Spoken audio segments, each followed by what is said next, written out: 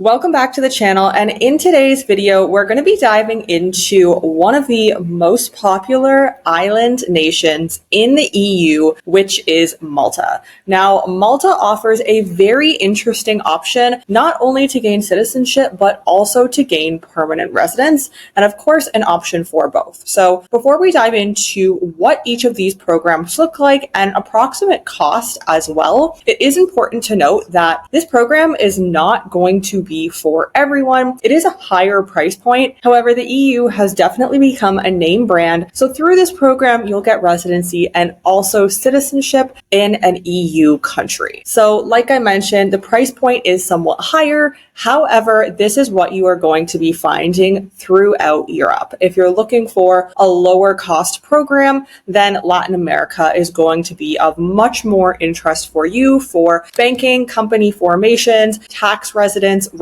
and of course, potentially leading into citizenship. But let's dive into Malta's residency program. So this is their permanent residency program. This does not include the citizenship and how it can benefit you and your family. So what are the eligibility criteria in order to qualify for this program? Now, you need to be earning 500,000 euros or more coming from outside of Malta. So this could consist of a property or other assets worth 350,000 euros, and then there needs to be 150,000 euros liquidity in the bank. And of course, this is only to show that the applicants are self-sustainable while they will be living and staying in Malta. This is very standard for many residency processes. Now, in terms of the processing of the application, KYC is performed on all applicants. Again, a very standard requirement,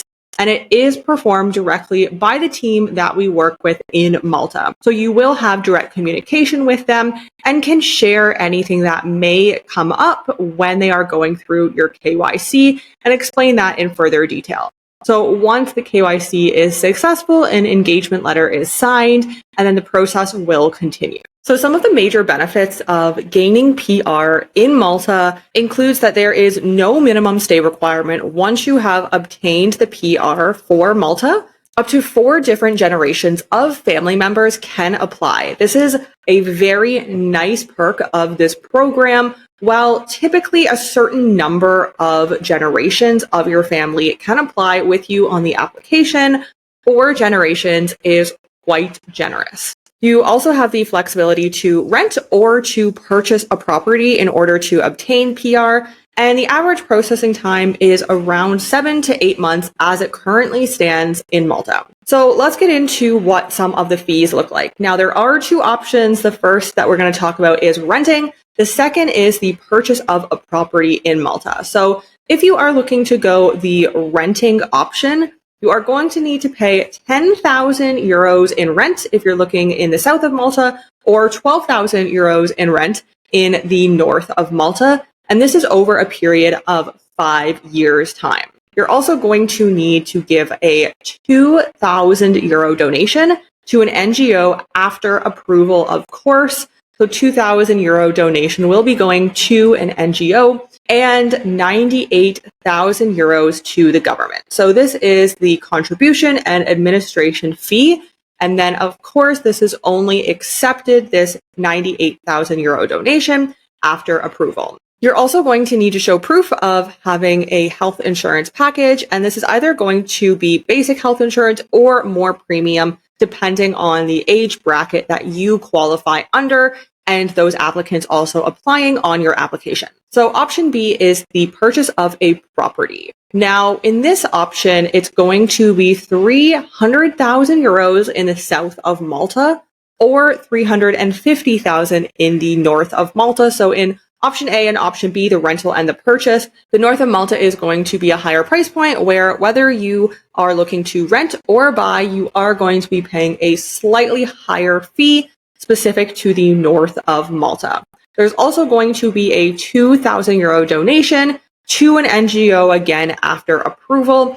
And this time it is a 68,000 euro government contribution and administration fee again after approval. And again, similar to option A, you're going to need to have health insurance And again, it will depend on your age, whether you have standard insurance that will qualify or a more premium package. So next up, we're going to talk about the residency and citizenship option. Of course, this is of quite a bit of interest to many of our clients because not only do you get PR in Malta, but you will also be able to obtain citizenship in time in the country as well. So what does this look like? Now, there are two options for this process. There is the VIP option and the normal application process. So in each of these options, there is 3 important steps to this process. The first step being the residency stage, second being the eligibility stage, and third, of course, being the citizenship stage. So again, there are 2 different ways that you can qualify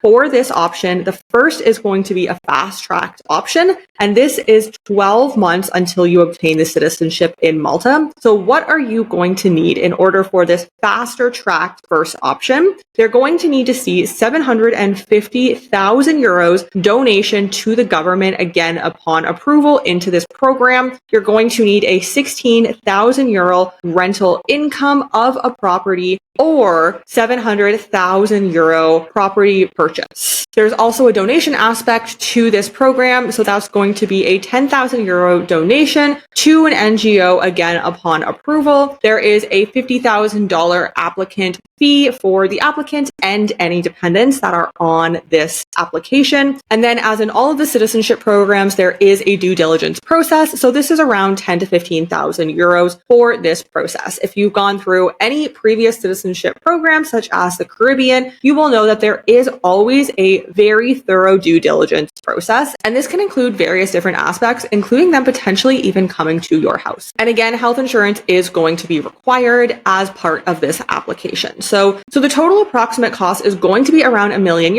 And again, this can depend based on the amount of applicants that are on the application. Of course, it may increase to higher than €1 million if there are additional applicants on the application. So the second option that's available for PR and citizenship is a slower paced track. So this is going to be 36 months as compared to the 12-month option that we just spoke about. So the fees here are going to be a little bit lower, the requirements that you're going to need to invest in the country, but it will take an additional 2 years. So there's going to be a 600,000 euro donation to the government upon approval into the program, where this is contrasted at the previous 1-year option, which was 750,000 euros. So you're looking at a difference of 150,000 euros for 2 more years onto the application. However, it is also going to be 16,000 euros for a rental of property to qualify, or a 700,000 euro purchase of property. Again, there is the 10,000 euro donation fee to an NGO. There is 50,000 additional euros for each applicant or dependent on the application. And once again, there is that 10 to 15,000 euro due diligence fee. You're going to need health insurance as well. So this option comes to approximately 900,000 euros. Final total numbers are for the rental option only, which is going to be a little bit lower than the purchase option. So you're looking at around 900,000 euros. Again, this can vary based on various different factors, whether you're renting, buying, and the number of applicants on your application. So now that we've spoken about some of the fees and the different options, and again, this program is not going to be for everyone. However, it is very lucrative if you are looking to get PR, potentially citizenship in an EU country. So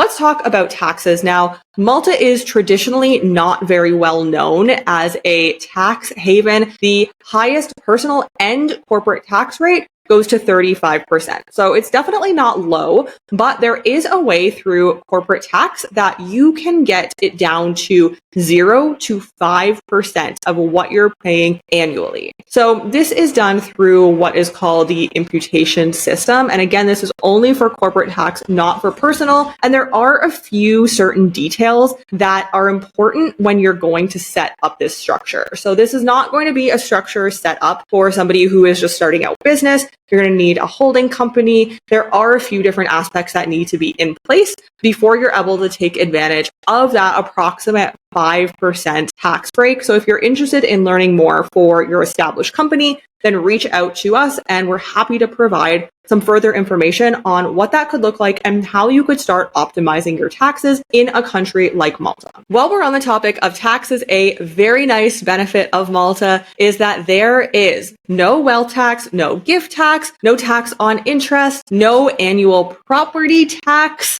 no inheritance tax, no withholding on dividends, and various other aspects of the country where you're not going to be paying any additional taxes. So this is definitely a tax-friendly country if structured properly, which we can help with. So last but not least, let's include some of the reasons that you're going to want to live in Malta. Now, before I dive into it, Malta is a very small country. Things definitely operate more on island time in a country like Malta. But if you have the right team behind you, which we can absolutely assist with, you can get things done faster. Now, the first beautiful aspect of Malta is the Mediterranean weather. So Malta has over 300 recorded days of sunshine each year, mild winters, and quite hot summers. So if you're looking for a beach, an island, a vacation destination to make your full-time or part-time home, where you're not looking for those cold winters and you really want to spend some time in the sunshine, Malta is going to be a great destination for you. Another positive aspect of Malta, which is very important, is of course safety. So Malta is considered one of the safest countries in Europe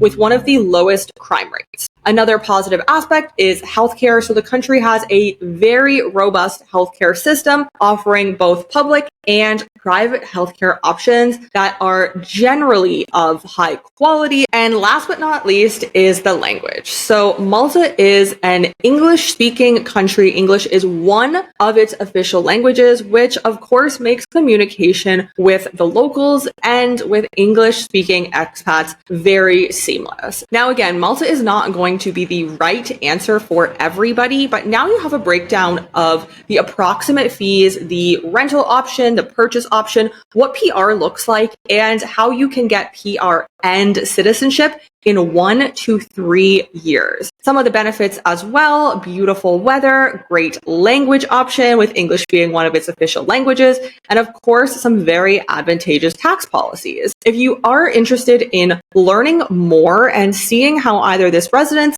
citizenship structure, or a company formation could work for you, reach out to us. We work with an incredible team on the ground in Malta and would be more than happy to provide you further information based on what you are seeking. Don't forget to hit subscribe to the channel. We are always creating new content surrounding living a global citizen lifestyle and diversifying in having various different residencies, citizenships, bank accounts around the globe, as well as being a tax optimized global citizen. Thanks for joining me here, and I'll see you in the next video.